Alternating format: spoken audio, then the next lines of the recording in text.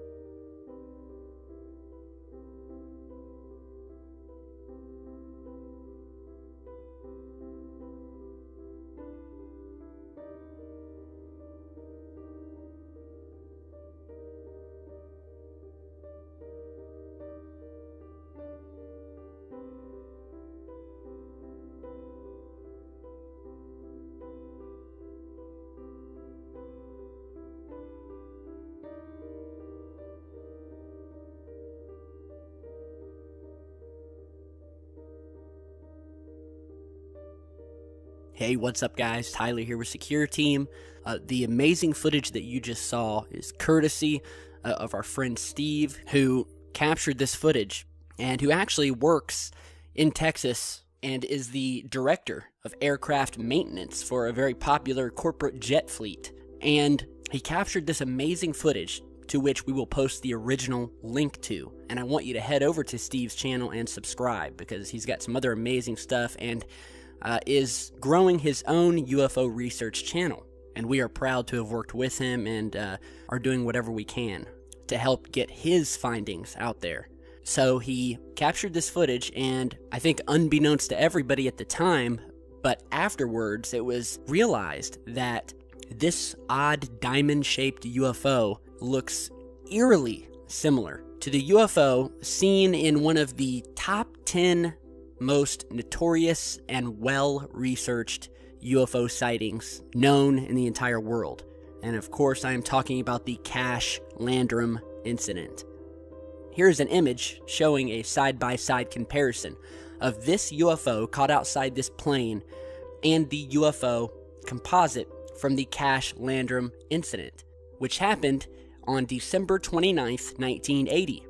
In which Betty Cache and Vicki Landrum, as well as Vicki's 7-year-old grandson Colby, were driving home in Dayton, Texas in Cache's Oldsmobile after dining out.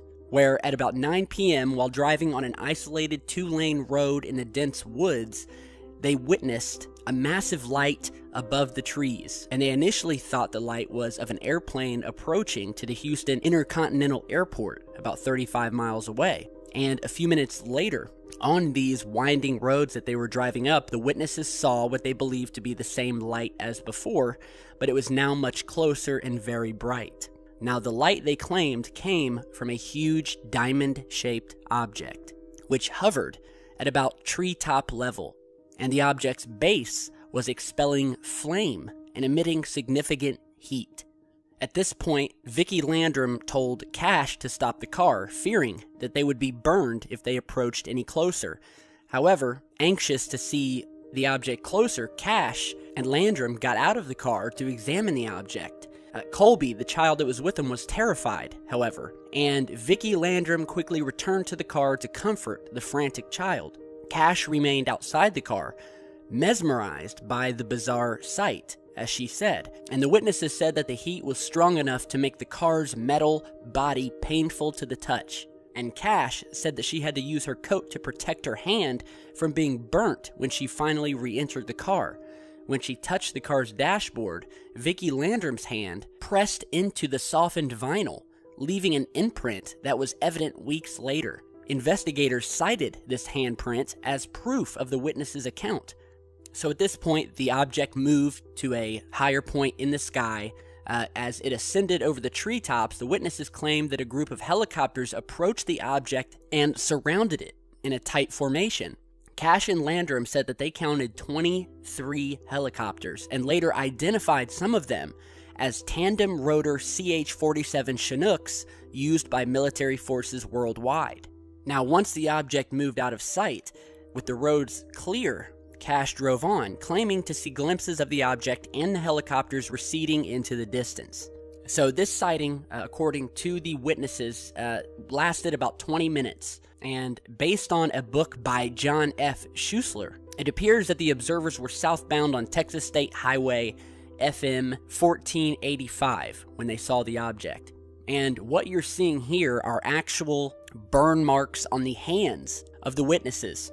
After this happened, there were widespread news reports about it. You can see here there are burn marks on the heads of the witnesses where there's hair missing, burn marks on the hands, and on various parts of their bodies. Now, after that UFO sighting happened, Cash took Landrum's home and then retired herself for the evening, and then that night they had all experienced similar symptoms, ranging from nausea, vomiting, diarrhea, generalized weakness, and a burning sensation in their eyes.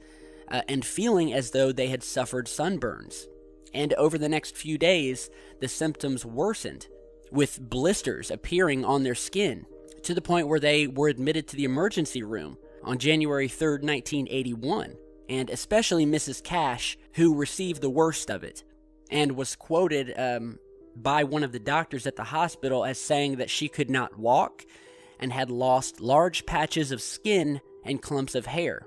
She was released after 12 days, and her condition was not much better, and she actually later returned to the hospital again for another 15 days. Now, as a final note, a radiologist who examined the witnesses' medical records stated that we have strong evidence, and I quote, that these patients have suffered secondary damage to ionizing radiation, and it is also possible that there was an infrared or ultraviolet component as well. Now, I will let you read up more on this investigation, but again, this UFO sighting, and I will quote a well-known UFO researcher, is perhaps one of the most baffling and frustrating cases of modern times, and that it's shrouded in a maze of dead ends, denials, and even official deviousness by the government and military. So, Mrs. Betty Cash lived on, never changed her story, and died at the age of 71 in 1998, exactly 18 years after this close encounter. Vicki Landrum died on September 12th, 2007, 7 days before her 84th birthday. So it's a very enigmatic sighting, and you look at the depictions of that diamond UFO, and compare them to this new sighting caught outside this plane provided to us by our friend Steve, who does this for a living and who knows what these objects are and aren't. I mean, he's got a pretty good eye, obviously. So, yeah, it's amazing, and there's no doubt in my mind that this UFO here looks identical to the one reported in the Cache Landrum incident.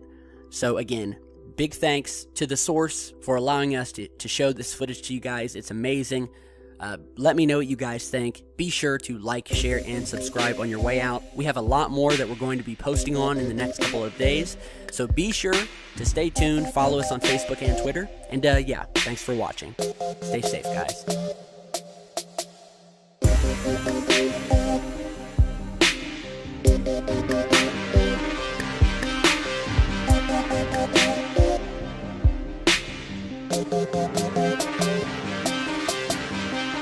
We'll be right back.